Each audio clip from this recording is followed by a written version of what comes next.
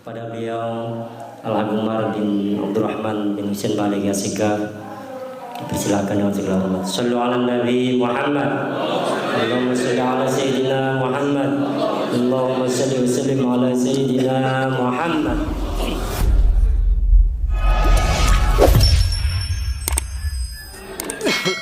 Bismillah. Assalamualaikum warahmatullahi ta'ala wabarakatuh.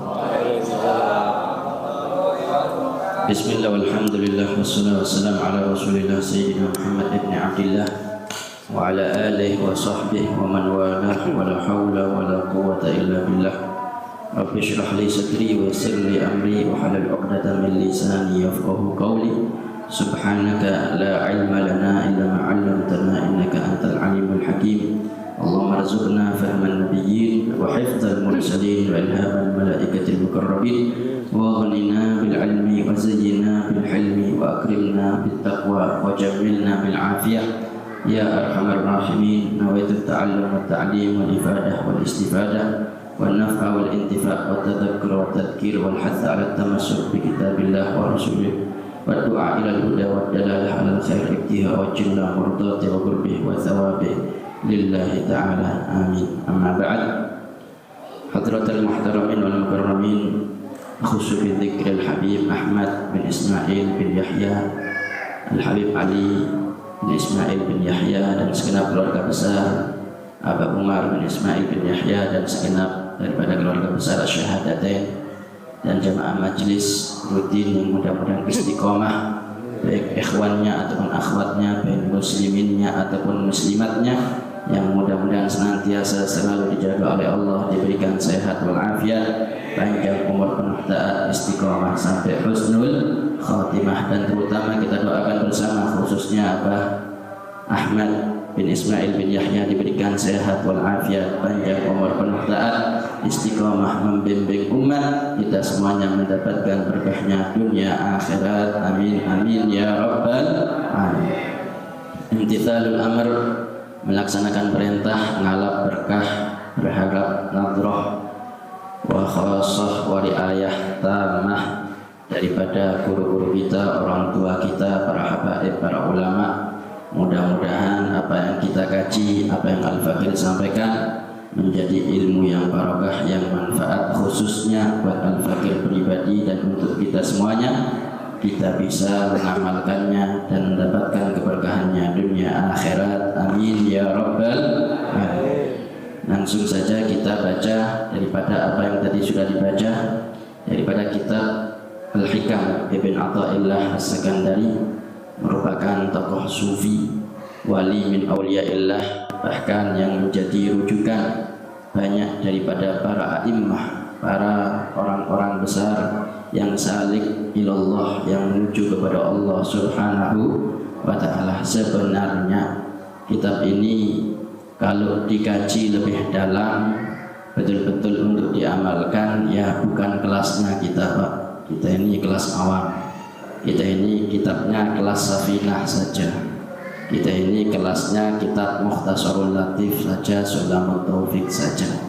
Cuman tabarrukan, ngalap barokah, siapa tahu diberi pemahaman Futuhal Arifin oleh Allah subhanahu wa ta'ala. Bagaimana tidak, ini orang yang sudah nggak mau maksiat.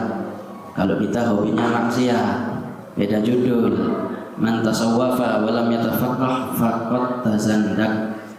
Orang mengaku ahli sufi tapi nggak ahli ilmu hukum syariat, berarti dia mengada-ngada, berarti dia tidak konsisten istiqomah daripada aturan syariatnya Rasulullah sallallahu alaihi wasallam. Wa man tafaqqaha wa lam yatasawwaf, siapa orang yang kemudian ahli fikih tapi enggak ahli tasawuf, faqad tafassak, nanti dia jadi orang fasik.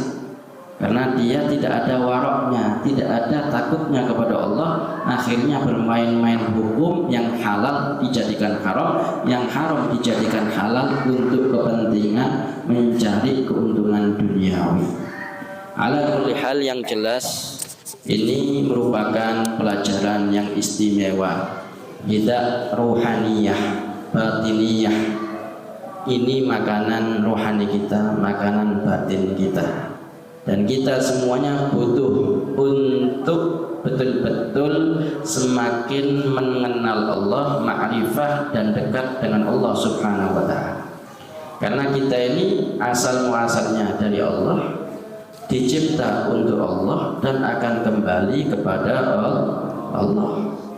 Kalau kita tidak tahu rumus kehidupan daripada kunci kehidupan yang sudah diajarkan khususnya oleh Nabi wa Maulana Muhammad sallallahu alaihi wasallam, maka sudah bisa dipastikan hidupnya tidak terarah, hidupnya sia-sia, karena dia tidak tahu asalnya untuk apa dia hidup dan akan kembali kemana dia setelah kehidupan di dunia. Namun alhamdulillah adanya majelis yang mulia ini sedikit banyak taswiqan lisamin min khawasil mu'minin wa tarwihan lil muta'alliqina bihadzal nuril mubin. Ini semuanya menggugah hati kita, jiwa kita, roh kita, walaupun bukan kelasnya. Karena berharap siapa tahu ada malaikat, siapa tahu ada doa yang diijabah, siapa tahu ada syafaat daripada Nabi Maulana Muhammad sallallahu alaihi wasallam yang kemudian memberikan daripada hidayah khassah, hidayah khususnya, sehingga kita semakin cinta kepada Allah dan Nabi sallallahu alaihi wasallam. Di dalam ayat Al-Qur'an disebutkan oleh Allah Subhanahu wa taala bahwa sesungguhnya dialah Allah Subhanahu wa ta'ala yang membuat kita cinta kepadanya dan yang membuat kita benci untuk kemudian tidak bermaksiat kepadanya, bukan karena kemampuan, keistimewaan, kesolehan dan keimanan yang luar biasa dari diri kita, karena kita ini masih ibarat kalau daripada makanan diilustrasikan, yaitu masih hanya kulitnya. Kalau kacang itu belum terkena buahnya, tapi hanya sebatas kulitnya, belum bisa merasakan buahnya. Bagaimana tidak? Karena kita 24 jam selalu sibuknya dengan kulitnya tersebut, dengan zahirnya tersebut. Kita seharusnya hidup ini mulai bangun tidur sampai tidur lagi, mulai lahir mukallaf khususnya sampai mati, niatnya tidak ada lain kecuali untuk ibadah. Bukan cuma waktu sholat, inna sholati wa nusuki wa mahyaya wa mamati lillahi rabbil alamin, tapi mulai bangun tidur sampai tidur lagi, mulai hidup lahir di dunia khususnya tatkala sudah balik akil mukallaf sampai mati, harusnya kita semuanya 24 jam niatnya ibadah. Tapi faktanya, fenomenanya ya fenomenal sekali, jauh daripada nilai ibadah. Terkadang bahkan ibadahnya pun masih dicampur adukkan dengan kemaksiatan kepada Allah Subhanahu wa ta'ala, daripada pandangan syariat maupun pandangan hakikat, karena belum betul-betul bisa tulus dan ikhlas li ajlillahi wahdah, betul-betul mencari ridhonya Allah Subhanahu wa ta'ala. Ala kulli hal, ini majlis istimewa luar biasa, syahadatain didirikan oleh para salaf. Syahadatain ini dua kesaksian intisari dari kehidupan, yaitu menyaksikan ketuhanan Allah secara sempurna dan menyaksikan kenabian kerasulan Nabiyuna wa Habibuna wa qurratu a'yunina Sayyidina wa Maulana Muhammad sallallahu alaihi wasallam.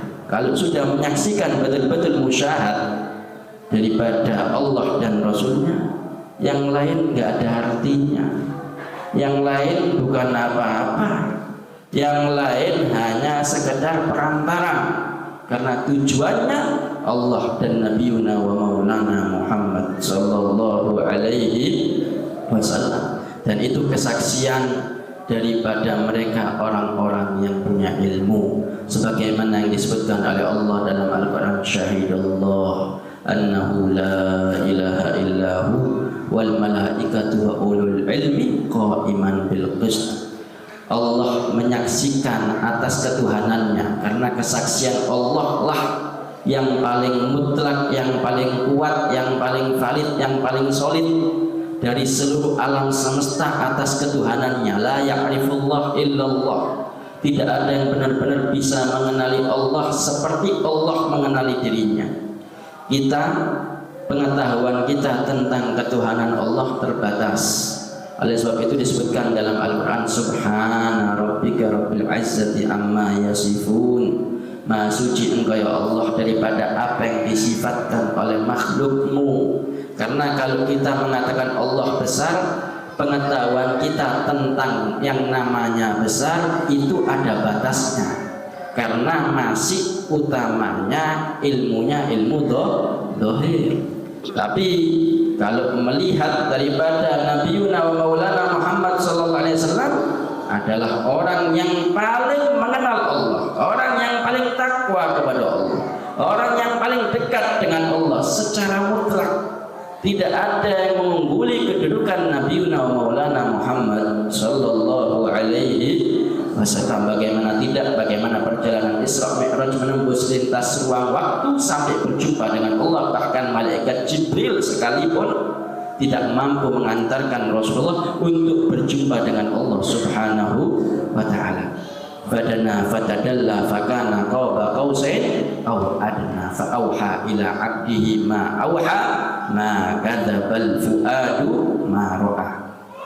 Betul-betul menyaksikan dan berjumpa dengan Allah Subhanahu wa taala, dan tidak bisa diilustrasikan, bahkan tidak bisa dibayangkan, apalagi diimajinasikan dengan hal-hal yang lainnya. Karena ini perjumpaan tashhadu fi hadzat bidzat, antara zat Allah yang Maha Esa, yang Maha Suci, dan zatnya Rasulullah sallallahu alaihi wasallam. Begitupun juga dengan kesaksiannya Rasulullah sallallahu alaihi wasallam sebagai makhluk yang paling sempurna daripada makhluknya Allah Subhanahu wa taala.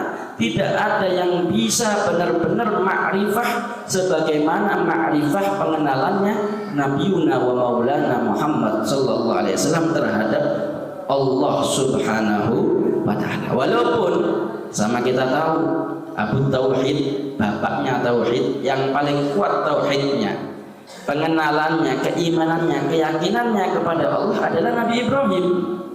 Nabi Ibrahim ini udah paling luar biasa, jadul anbiya, datuknya para nabi. Karena Nabi Ishak menurunkan dzurriyyah, yaitu para nabi-nabi Bani Israel. Tapi Nabi Ismail menurunkan daripada keturunan, yaitu yang terbaik Nabiuna wa Maulana Muhammad sallallahu alaihi wasallam. Kalau kita lihat dalam Al-Quran, Rabbi arini kaifa tuhyil mauta, qala awalam tu'min, qala bala walakin liyatma'inna qalbi. Ya Allah, perlihatkan kepadaku bagaimana engkau menghidupkan yang mati. Nabi Ibrahim pengen langsung melihat bagaimana Allah menghidupkan yang mati. Maka dijawab oleh Allah, awalam tu'min, tidakkah engkau beriman? Qala bala, tentu ya Allah aku beriman. Walakin liyatma'inna qalbi, akan tetapi untuk semakin memantapkan yakinku kepadamu ya Allah. Qala fakhudh arba'atan min at-tayri fasurhunna ilayka thumma ij'al 'ala kulli jabalin minhunna juz'an thumma ad'uhunna ya'tinaka sa'ya wa'lam annallaha 'azizun hakim. Diperintah oleh Allah, ambil 4 ekor burung, kamu potong-potong, cincang-cincang, taruh di gunung-gunung, kemudian kamu berada di satu titik, panggil seru. Itu burung yang sudah kamu cincang-cincang akan berterbangan dan akan wujud kembali hidup, kata Allah Subhanahu wa taala. Allah Maha Kuasa, Allah Maha mampu. Bagaimana pelajaran yang hebat luar biasa dicontohkan oleh Nabi Ibrahim, pengen melihat secara langsung Allah menghidupkan yang mati, bukan karena tidak beriman, walakin liyatma'inna qalbi, akan tetapi supaya tambah mantap iman yakinnya kepada Allah Subhanahu wa taala. Dan kita sudah jelas banyak melihat daripada kuasanya Allah. Betapa banyak yang hidup mati, yang nggak ada kemudian hidup, kan begitu. Kita ibu-ibu khususnya melahirkan, kemudian sampai punya anak, mulai proses janin sampai kemudian tumbuh dewasa. Siapa yang mewujudkan? Apakah kita manusia? Antum sama istrinya hanya cuma wasilah, yaitu nikah, kawin. Tapi yang kemudian mewujudkan janin tersebut, anak tersebut di dalam kandungan apa? Orang tua tersebut? Bukan. Bentar Beb, anak lagi mau nyetak anak ini, anak pasang matanya, telinganya, jantungnya, paru-parunya, nggak ada. Antum cuma kawin. Kemudian yang menciptakan dan yang memproses dari waktu ke waktu sampai sempurna, sampai lahir adalah Allah Subhanahu. Dan bahkan tatkala umur 4 bulan, Allah memerintahkan malaikat untuk menyiapkan rohnya dan untuk memerintahkan mencatat daripada qada qadarnya, takdir daripada manusia tersebut, bikat rizqihi wa ajalihi wa amalihi wa syaqiyyun aw sa'id. Ditulis rizkinya, ajalnya, amalnya, ahli neraka atau ahli surga, sudah semua ditulis dan ditetapkan oleh Allah Subhanahu wa ta'ala. Itu kesaksian kita, bagaimana harusnya musyahadah kita kepada ketuhanan Allah Subhanahu wa ta'ala, dan tidak ada yang melebihi daripada kesaksiannya Rasulullah sallallahu alaihi wasallam kepada Allah Azza wa Jalla, insya Allah. Dan kalaupun kita wa ulul ilmi, kalau mempelajari seperti kitab hikam, yang mana ini kitab hikam legenda, legend, di mana-mana tempat, di pondok-pondok pesantren, di majelis-majelis para sufi, wajib dibaca. Karena ini mengantarkan sedikit demi sedikit untuk mengenali daripada ketuhanan Allah Subhanahu wa ta'ala, supaya lebih yakin, supaya lebih paham, supaya bisa lebih istiqomah dalam menjalani kehidupan, bagaimana harusnya dia bermuamalah dengan manusia, dan lebih utamanya bermuamalah dengan Allah Subhanahu wa ta'ala. Karena memang benar di akhir zaman krisis keimanan. Banyak orang yang ahli majlis, banyak orang yang ahli sholawat, banyak orang yang ahli sholat bahkan, tapi keyakinannya kurang kepada Allah Subhanahu wa ta'ala. Bahkan dikatakan oleh para alim ulama kalau di zaman dulu, kalau pengen mengetahui iman seseorang itu lagi full sepaneng, kalau orang Jawa Timur bilang lagi muncak, lagi full, lagi sepaneng, gampang caranya, lihat keuangannya. Kalau fulusnya lagi stabil, lagi aman, imannya kuat. Tapi kalau fulusnya mulai berkurang, apalagi pailit, ana yakin imannya goyang. Itu perkataan daripada para salaf, dan itu terbukti. Imanuhum fi fulusihim, imannya tergantung daripada takaran duitnya. Itu kita kalau lagi tenang, insya Allah tenang. Tapi kalau umpama duitnya habis, insya Allah antum nggak bakal hadir majlis. Ya mungkin susah mau istiqomah hadir di sini, susah payah pasti. Butuh badrul majhud fi tahsil, maksud pengorbanan yang ekstra, yang luar biasa. Padahal kalau dibandingkan dengan mereka para nabi, para rasul, Abu Tauhid, Nabi Ibrahim, khususnya lagi Nabi Maulana Muhammad SAW, gak ada seujung jarinya ujian kita. Wa ja'alna minhum a'immatan yahduna bi amrina lamma sabaru wa kanu bi ayatina yuqinun. Mereka dijadikan pemimpin dunia akhirat karena yakinnya mentok kepada Allah. Diberi ujian demi ujian tapi tetap gak goyang imannya kepada Allah Subhanahu. Kalau kita, ya Allah kok tetap gini-gini aja ya Allah, padahal sudah begini kok begini, sudah qiyamul lail, sudah tahajud, sudah istighfar, sudah sholawat, sudah kemudian tuh Allah, menuduh Allah. Apakah Allah ini begini? Bukan, ente yang kurang ajar maksudnya. Kalau Allah sudah pasti komplit, lengkap, sempurna, tidak ada kekurangan sama sekali. Tapi kita sudah pasti kurang ajar kepada Allah Subhanahu wa ta'ala. Apalagi membuat harta dunia, materi sebagai barometer kehidupannya. Ini salah fatal sudah. Padahal barometer kehidupan itu bukan materi. Kalau materi duniawi itu barometernya, maka para nabi, para rasul tidak ada yang fakir miskin. Para nabi, para rasul yang paling kaya raya cuma Nabi Sulaiman dan Nabi Daud. Yang lainnya enggak. Wabil khusus Nabi Sallallahu Alaihi Wasallam Muhammad Sallallahu Alaihi Wasallam memilih untuk fakir, untuk miskin.